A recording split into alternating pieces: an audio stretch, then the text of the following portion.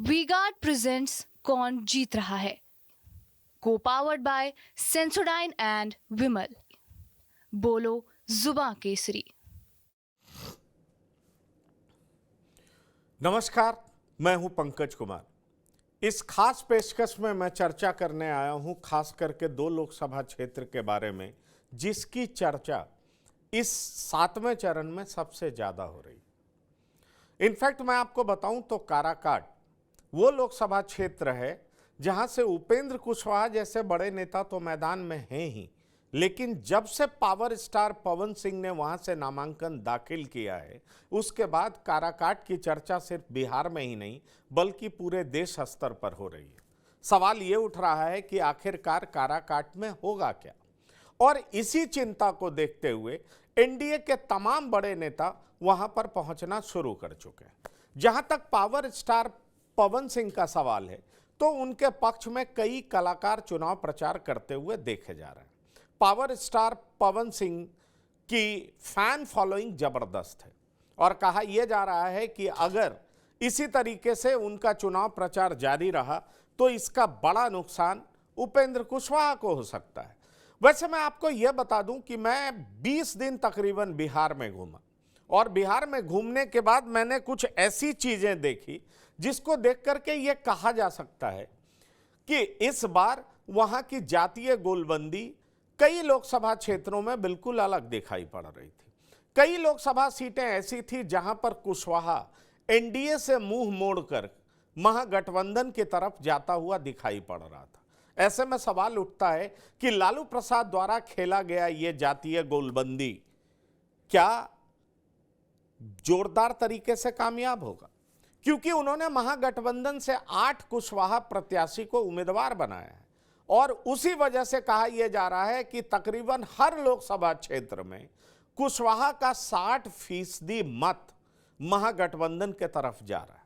हकीकत क्या है यह तो चुनाव परिणाम के बाद सामने आएगा, लेकिन काराकाट में 2 मुख्य प्रत्याशी जो समझे जा रहे थे वो एक उपेंद्र कुशवाहा और दूसरे राजा राम सिंह कुशवाहा जो कि माले से चुनाव लड़ रहे हैं। उपेंद्र कुशवाहा एनडीए के प्रत्याशी हैं, राजा राम सिंह कुशवाहा माले से हैं और महागठबंधन के उम्मीदवार हैं। लेकिन इसी बीच पावर स्टार पवन सिंह द्वारा नामांकन दाखिल किए जाने के बाद से माहौल वहां पर काफी गर्म हो गया। बताया यह जा रहा है कि जिस तरीके से पवन सिंह खासतौर पर जो राजपूतों के मतदाता हैं और सिर्फ राजपूत ही नहीं अन्य जातियों के मतदाता भी उनके पीछे गोलबंद होते दिख रहे हैं, इससे ज्यादा नुकसान उपेंद्र कुशवाहा को होता दिख रहा है। और इसी के काट के लिए बीजेपी ने जेपी नड्डा समेत अमित शाह, प्रधानमंत्री मोदी, तमाम लोग वहां पर पहुंचे और प्रधानमंत्री मोदी ने तो वहां पहुंच करके यहां तक कह दिया कि जो लोग चुनाव में हेलीकॉप्टर यात्रा कर रहे हैं उन्हें चुनाव के बाद जेल की यात्रा करनी पड़ेगी। और उसके बाद माहौल इस कदर गर्म हो गया कि तेजस्वी यादव को यह कहना पड़ा कि यह दिल्ली और झारखंड नहीं है। दरअसल तेजस्वी यादव ने भी प्रधानमंत्री को उसी तरीके से जवाब देते हुए यह कहा कि आपने दिल्ली के मुख्यमंत्री को जेल में डाल दिया, कुछ नहीं हुआ। आपने झारखंड के मुख्यमंत्री को जेल में डाल दिया, आपको लग रहा कुछ नहीं हुआ। पर यह बिहार है, बिहार के नेता को आप जेल में डाल देंगे तो कुछ नहीं होगा, ऐसा मत समझिएगा। और जिस तरीके से तेजस्वी यादव ने जवाब देते हुए कहा कि एक 75 साल का वृद्ध आदमी 34 साल के नौजवान को इसलिए डरा रहा है क्योंकि उसकी करारी हार बिहार में हो रही है। ऐसे में बड़ा सवाल उठ रहा है कि 34 साल के नेता तेजस्वी यादव के भीतर इतना कॉन्फिडेंस कहां से आ गया कि वो सीधा सीधा प्रधानमंत्री मोदी को चुनौती दे रहा है। दरअसल मैं आपको बता दूं कि बिहार में इस बार जातीय समीकरण कुछ बदलता हुआ दिखाई पड़ रहा है और निश्चित तौर पर एनडीए जो राष्ट्रीय मुद्दे पर चुनाव लड़ने की सोच रही थी, एनडीए की रणनीति पूरे तरीके से कामयाब होती दिख नहीं रही है। इसमें कोई शक नहीं कि प्रधानमंत्री सर्वाधिक लोकप्रिय नेता हैं, प्रधानमंत्री की जबरदस्त फैन फॉलोइंग है, लेकिन इस बात से भी इनकार नहीं किया जा सकता कि कई ऐसे लोकसभा क्षेत्र हैं जहां पर स्थानीय उम्मीदवार को लेकर के एंटी इनकम्बेंसी जोरदार है और इसी एंटी इनकम्बेंसी को लालू प्रसाद यादव ने जिस तरीके से भुनाने का काम किया है उसमें उनको बहुत हद तक सफलता मिलती हुई दिख रही है। लेकिन क्या वो सफलता पा लेंगे, इस पर मुहर तो 4 जून को ही लगेगा। मैं सफलता मिलता हुआ दिख रहा है, मैं ऐसा क्यों कह रहा हूं? मैं ऐसा इसलिए कह रहा हूं क्योंकि लालू प्रसाद ने जिस तरीके से हर 3-4 लोकसभा क्षेत्र के बाद अलग जातीय गणित सेट करने की कोशिश की है, वो कारगर होती हुई दिखाई पड़ रही है। अब सोचिए, काराकाट में 2009 में महाबली सिंह चुनाव जीते थे, 2014 में उपेंद्र कुशवाहा चुनाव जीते थे, फिर 2009 में 19 में उपेंद्र कुशवाहा चुनाव हार गए क्योंकि वो एनडीए में नहीं थे, लेकिन 2024 में फिर से उपेंद्र कुशवाहा वहां पर चुनाव लड़ रहे हैं और वहां की जनता इस बात को लेकर के लगातार आवाज उठा रही है कि एनडीए लगातार चुनाव जीतती रही, लेकिन जो यहाँ की इंडस्ट्रीज हैं उसको खोलने का, शुरू करने का कोई काम नहीं किया गया। और तो और जो गिट्टी की क्रशिंग की जाती थी और तमाम तरह की इंडस्ट्रीज थी, उसको बंद कर दिया गया। इससे वहां के मजदूरों की कमर टूट गई और इस वजह से जो एनडीए गवर्नमेंट से अभिलाषा थी, इच्छा थी, अपेक्षा थी, वो यहाँ के लोगों की पूरी नहीं हुई। लेकिन क्या ये एक बड़ी वजह है? जबकि कई लोग ऐसा कहते हैं कि नहीं, जो भी काम हुआ है वो प्रधानमंत्री मोदी की वजह से ही हुआ है।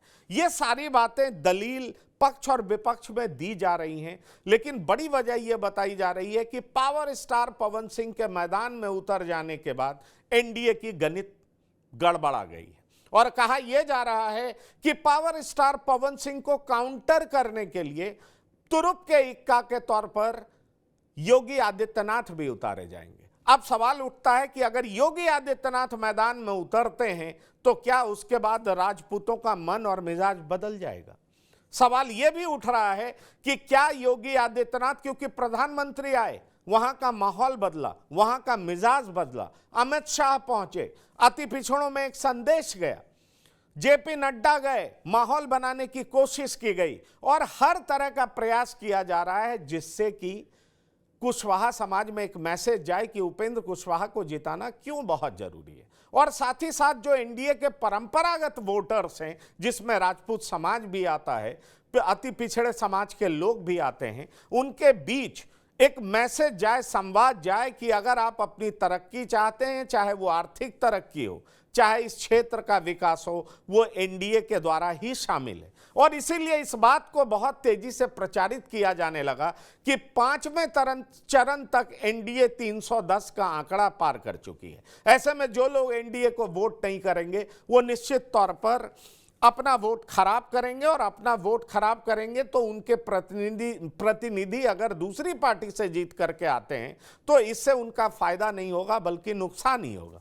पर हकीकत क्या है? हकीकत यह है कि पवन सिंह, जो कि पावर स्टार कहे जा रहे हैं, पवन सिंह वहां पर लगातार लाइमलाइट बटोरे हुए हैं। उनके पक्ष में फिल्मी हस्तियां जिस तरीके से प्रचार कर रही हैं वो उपेंद्र कुशवाहा के लिए सिरदर्द बना हुआ है। इसलिए कहा यह जा रहा है कि कई सारे ऐसे जो अभिनेता हैं, अभिनेत्रियां हैं, वो वहां उतर करके पवन सिंह के पक्ष में जिस तरीके से माहौल बनाने का काम कर रहे हैं, उससे यह कहा जा रहा है कि अब लड़ाई में पवन सिंह आ गए। ऐसे में सवाल उठता है कि लड़ाई में पवन सिंह आ गए हैं तो पवन सिंह बनाम कौन, और उसमें हार किसकी और जीत किसकी? लेकिन इन सब के बीच यह जरूर माना जा रहा है कि इससे बहुत ज्यादा नुकसान अगर किसी का हो रहा है तो एनडीए का हो रहा है। इसलिए उपेंद्र कुशवाहा की स्थिति काराकाट में क्या होगी, इसको लेकर के चिंता बनी हुई है।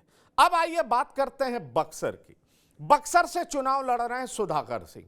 सुधाकर सिंह राष्ट्रीय जनता दल के बड़े नेता जगदानंद सिंह के सुपुत्र हैं। सुधाकर सिंह जब राष्ट्रीय जनता दल और जेडीयू की सरकार बनी थी उसमें कृषि मंत्री भी थे। सुधाकर सिंह कृषि मंत्री जरूर थे, लेकिन कृषि मंत्री रहते हुए वो जिस तरीके से नीतीश कुमार का विरोध करते थे उससे एक बात साफ नजर आ रहा था कि उन्हें अपने काम करने में स्वतंत्रता चाहिए थी। नीतीश कुमार का अंकुश उन्हें बिल्कुल पसंद नहीं था और इसलिए वो नीतीश कुमार के खिलाफ खुल करके आवाज उठा रहे थे। और हालत ये हुई कि आरजेडी को अपनी सरकार बचाने के लिए, सरकार में बने रहने के लिए सुधाकर सिंह का इस्तीफा लेना पड़ा। लेकिन वही सुधाकर सिंह को बक्सर से उतारा गया।